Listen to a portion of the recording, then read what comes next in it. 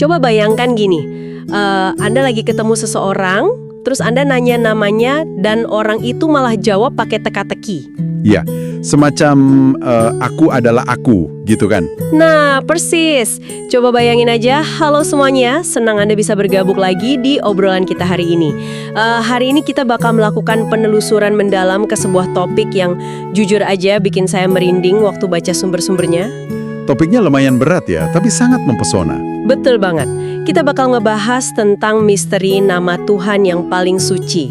Sebuah nama yang saking sakralnya, di masa lalu itu dilarang keras buat diucapin. Maksudnya kalau Anda salah sebut aja, Anda bisa dihukum mati. Iya, dirajam batu sampai mati. Itu bukan ancaman kosong di zaman itu. Wah, gila kan? Tapi anehnya, nama yang sangat ditakuti ini pada akhirnya justru mengubah total cara manusia membangun relasi dengan penciptanya.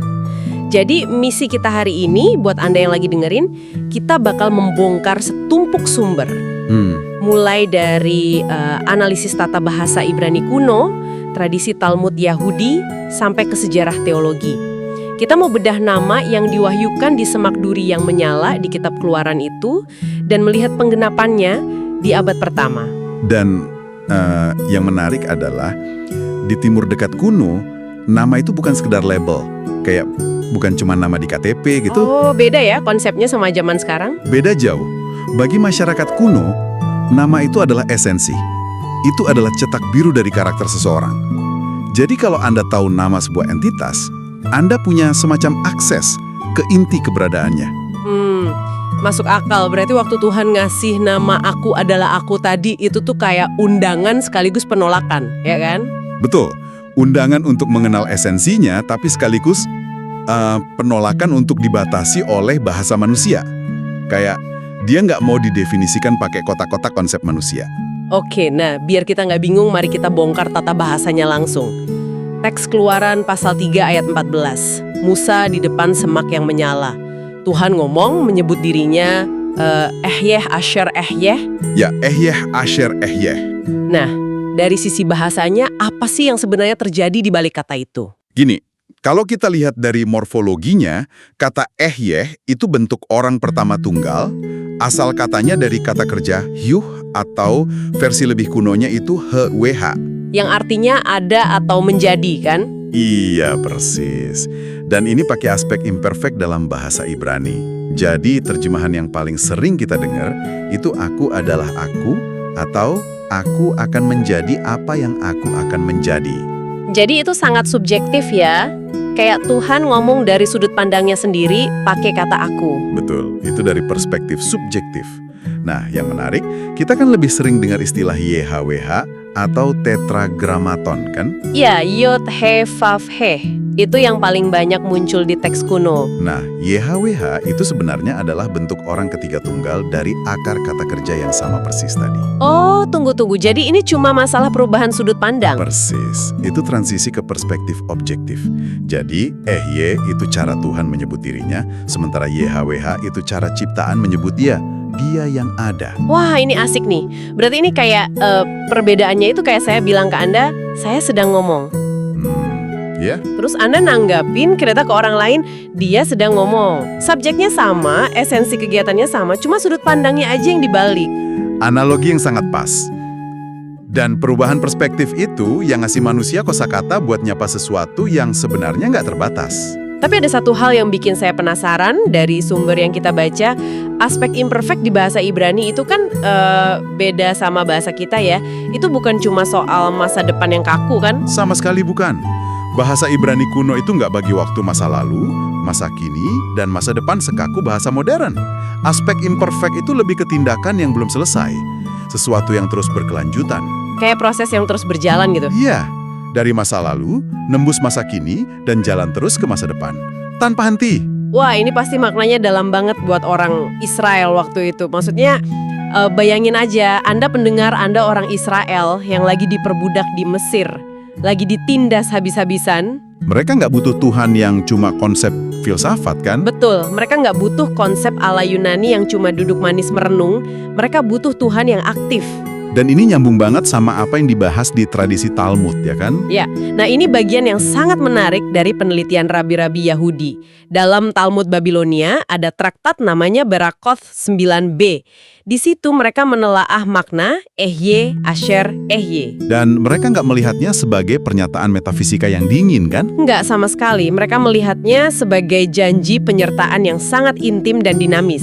Penafsiran Talmud bilang, intinya Tuhan itu lagi jamin Musa, aku bersama kalian dalam penderitaan di Mesir ini, dan aku juga bakal terus sama kalian di penderitaan masa depan. Tapi, sejauh mana sih aktifnya kata kerja ini? Karena sumber kita juga nyinggung soal perdebatan teologis yang lumayan panas di kalangan para ahli bahasa. Ya, ini soal perdebatan antara bentuk call dan hip hill. Para ahli kayak William Albright dan David Noel Friedman, mereka yang mulai ngebahas ini. Oke, coba kita sederhanakan buat pendengar. Bentuk call itu kan kayak bentuk paling standar ya di bahasa Ibrani. Ya, bentuk dasar. Kalau pakai call, maknanya jadi sekedar iya yang ada atau iya yang hadir. Cuma eksistensi pasif yang mandiri. Tapi, Albright dan Friedman punya argumen kuat kalau nama Yahweh ini mungkin banget berasal dari bentuk hip hill. Yang merupakan bentuk kausatif kan? Berarti maknanya bergeser total dong. Bergeser secara radikal, kalau kausatif maknanya jadi iya yang menyebabkan ada. Wah, iya yang menyebabkan ada. Ini beda banget loh. Berarti Tuhan bukan cuma entitas yang eksis terus diam aja. Iya, ini menempatkan Tuhan sebagai sang pencipta yang terus-menerus secara aktif ngebawa realitas ini ke dalam keberadaan, detik demi detik. Berarti kalau Tuhan berhenti menyebabkan kita ada, kita langsung lenyap gitu aja. Sejarah berhenti. Secara teologis iya, dan ini yang bikin garis pemisah yang super tegas antara Yahweh sama dewa-dewa tetangga mereka. Kayak dewa Mesir, itu kan personifikasi alam.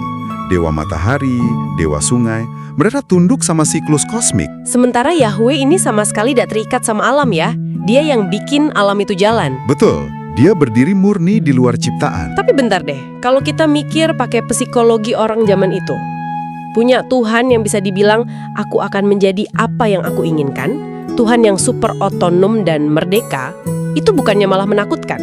Menakutkan gimana maksudnya? Ya, orang kuno itu kan terbiasa sama agama yang transaksional. Kayak, gue kasih sesajen, tolong dong dewanya kasih gue panen. Ada rasa pegang kendali di situ, bisa nyogok dewa. Nah, kalau Tuhannya nggak bisa disogok, manusia kan kehilangan daya tawarnya sama sekali. Nah, itu dia.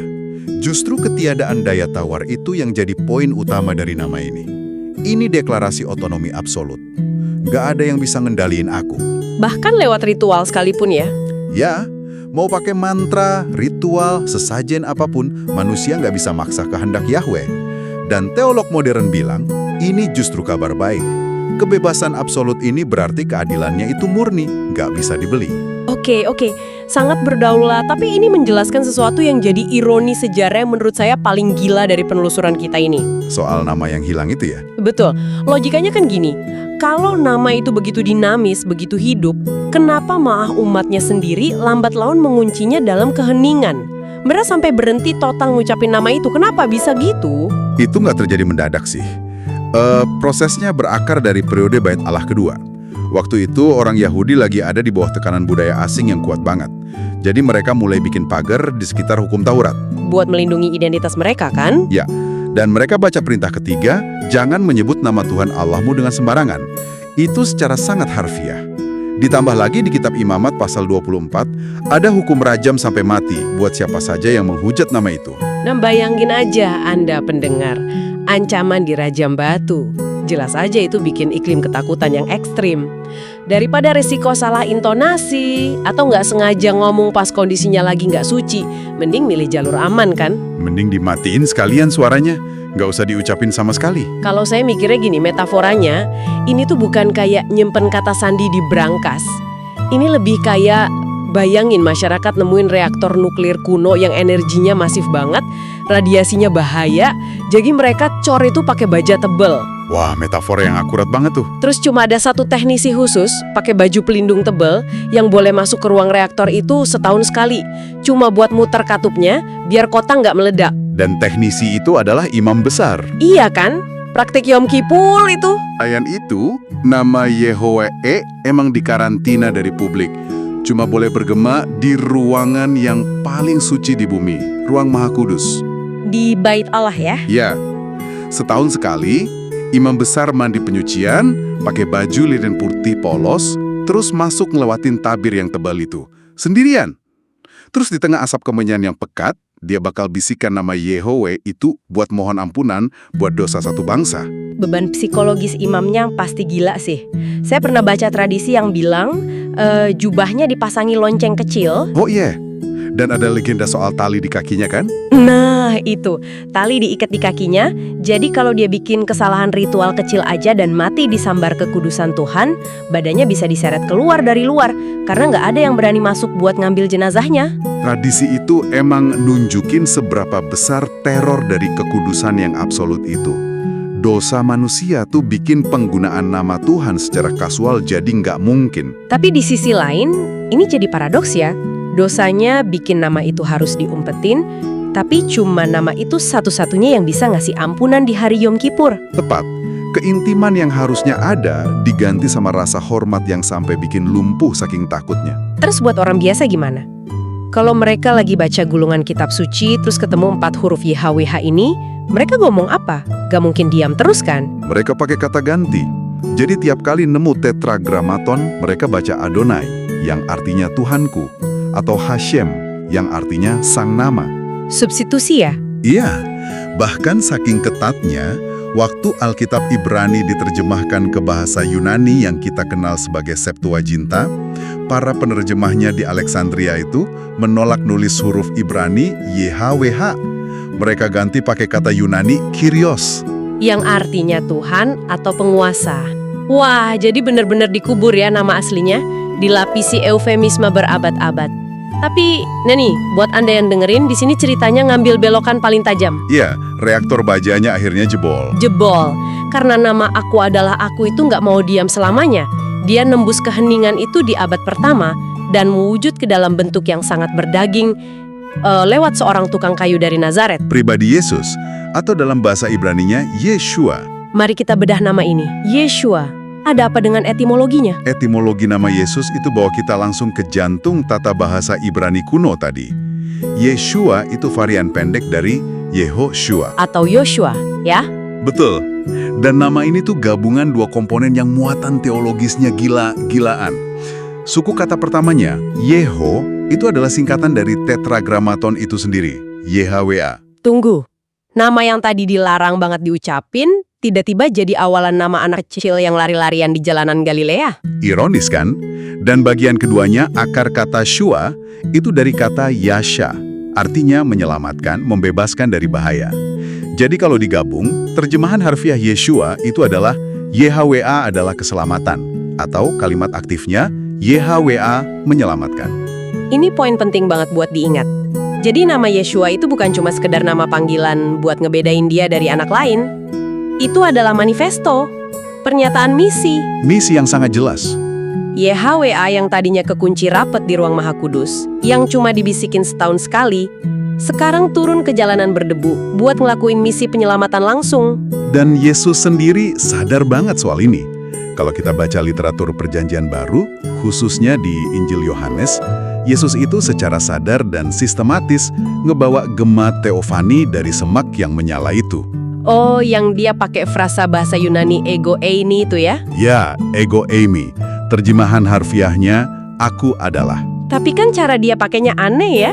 Nggak kayak orang biasa ngenalin diri, kayak ngundang masalah aja. Memang, konfrontasi paling ekstrim itu ada di Yohanes pasal 8.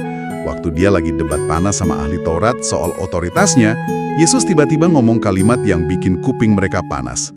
Sebelum Abraham jadi, aku telah ada. Dan teks aslinya di situ pakai ego eimi, tanpa pelengkap. Persis. Dia nggak bilang, aku adalah nabi, atau aku adalah guru yang baik. Dia biarin subjek dan predikatnya menggantung. Aku adalah. Audiensnya saat itu kan orang-orang terdidik, ahli kitab. Mereka langsung nangkep klaim linguistik ini. Ini gema dari Keluaran pasal 3 tadi. Iya, dan juga dari kitab Nabi Yesaya yang nulis kalimat anihu. Artinya, aku adalah dia. Pantesan aja reaksi kerumunan waktu itu langsung ngambil batu buat ngerajam dia. Iya, mereka marah besar. Soalnya gini, Anda nggak mungkin kan mau ngebunuh orang cuma gara-gara beda pendapat soal tata bahasa. Mereka ngerajam Yesus karena mereka sadar betul Yesus baru aja ngelakuin penistaan agama tingkat tinggi dengan mengklaim nama YHWH itu buat dirinya sendiri. Iya, mereka ngerasa kekudusan Tuhan lagi diserang. Tapi sebenarnya, Yesus tuh lagi ngisi titik-titik kosong dari nama Eyeh tadi. Aku akan menjadi apapun yang dibutuhkan. Oh wow, pas orang lapar dia bilang aku adalah roti hidup. Pas orang tersesat aku adalah terang dunia. Dia ngebuat kehadiran Sang Pencipta jadi konkret dan bisa disentuh ya. Betul. Mengejawantahkan arah Tuhan secara fisik itu udah radikal. Tapi dari sumber-sumber teologis yang kita pelajari, yang Yesus lakuin setelahnya itu jauh lebih mengancam tatanan agama saat itu. Mengancam gimana? Dia mendekonstruksi habis-habisan cara orang Yahudinya pasang pencipta yang selama ini begitu mereka takuti. Dia ngubah bahasanya. Oke, coba kita bayangin kita hidup di abad pertama ya. Seumur hidup dari kecil, saya diajarin kalau Tuhan itu Adonai yang sangat jauh. Sebut namanya aja bisa mati. Terus tiba-tiba Yesus bawa cara sapaan baru. Itu pasti berasa kayak gempa bumi teologis. Benar-benar gempa bumi. Di Yohanes pasal 17, di doa perpisahannya, Yesus bilang, "Aku telah menyatakan namamu kepada semua orang." Nah, ini jangan disalahartikan. Maksudnya, Yesus nggak lagi ngajarin cara ngejak YHWH pakai fonetik yang benar kan? Menarik keluar makna asli dari sebuah teks. Ya, Yesus lagi melakukan eksegesis terhadap karakter bawaan Allah. Dan hasilnya, Yesus memperkenalkan Tuhan sebagai Aba. Aba, Bapa. Aba itu akar bahasanya dari bahasa Aram. Bahasa jalanan yang dipakai rakyat jelata di abad pertama sehari-hari. Ini bukan gelar formal raja, ini bahasa ruang keluarga. Sapaan yang intim banget ya. Sangat. Ini ekspresi kedekatan mutlak anak ke ayahnya. Dan bayangin aja, ngambil istilah keluarga kayak gini dan nempelin itu ke Yahweh, pencipta kosmos yang nggak bisa dideketin. Itu skandal besar. Menghancurkan batas antara yang suci dan yang biasa. Mubah nama yang bikin dirajam batu jadi sekadar panggil ayah.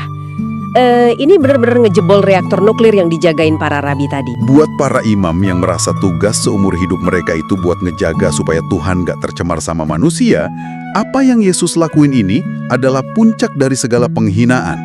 Blasfemi. Ya, penistaan. Hukum Mishnah Sanhedrin 7.5 itu sangat ketat soal penistaan nama suci.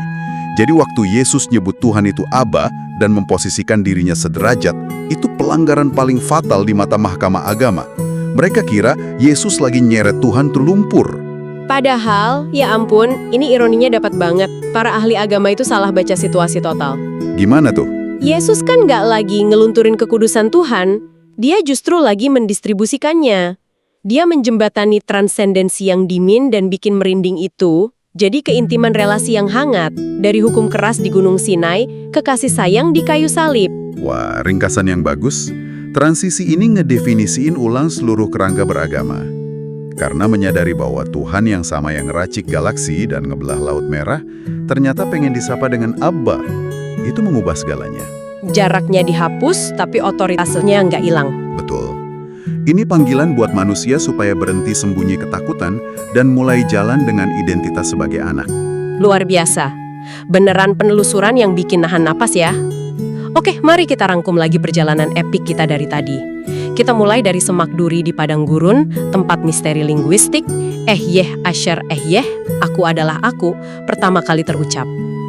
Deklarasi bahwa Tuhan bakal selalu hadir buat nyelamatin. Betul.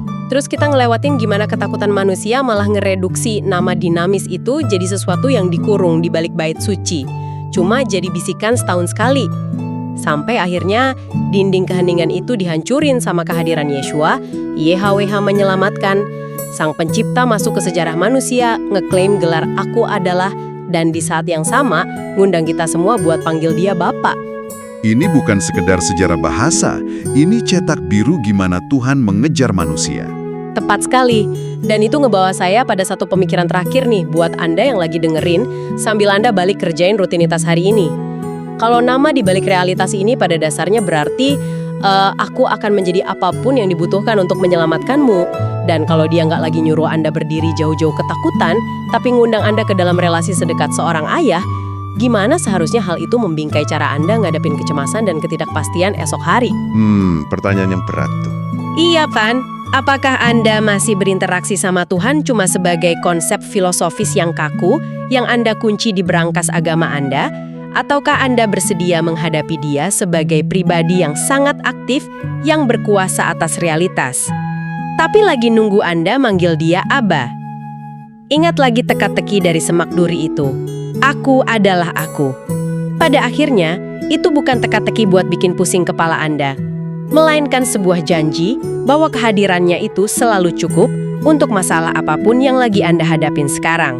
Sangat dalam. Terima kasih banyak udah mau ikutan menyelam bareng kita ngebahas misteri yang agung ini. Jaga diri Anda dan sampai jumpa di obrolan penelusuran mendalam kita selanjutnya.